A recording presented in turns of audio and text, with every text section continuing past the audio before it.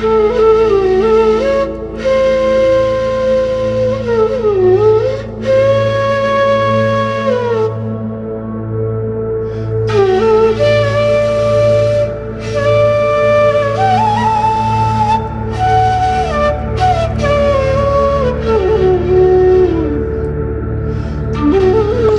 জানেন যে সারা বাংলাদেশ বন্যা কবলিত, তার মধ্যে বিশেষ করে কুমিল্লা, নোয়াখালী এবং ফেনীতে ভয়াবহ বন্যা।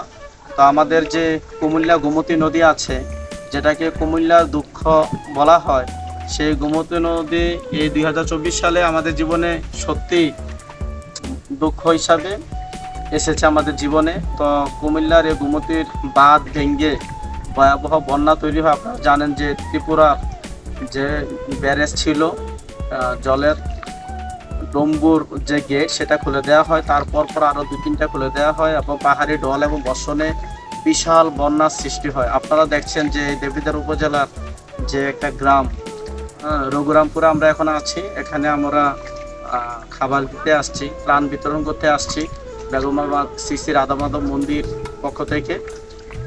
এখানে আপনাদের সবার সহযোগিতায় আমরা এই বন্যায় নিপীড়িত এবং কষ্টে দুঃখে জর্জরিত যে মানুষ আছে তাদের মধ্যে আজকে এসেছি।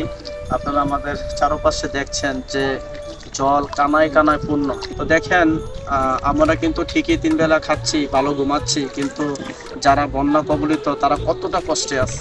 তারা একবেলা ভালো খেতে পাচ্ছে না, শুধু মুড়ি আর চিড়ে বা শুকনা খাবার। তো এই জন্য আমি সর্বস্তরে সবাইকে বলবো, জাতি ধর্ম বর্ণ নির্বিশেষে আমাদের বাংলাদেশ একটা সুন্দর দেশ। আমরা সবাই সবার বিপদে সবাই এগিয়ে আসি বা ঝাঁপিয়ে পড়ি।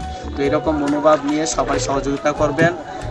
যদি এটা করতে পারি, সুন্দর বাংলাদেশ হবে এবং মানুষের জীবনে স্বস্তি ফিরে আসবে।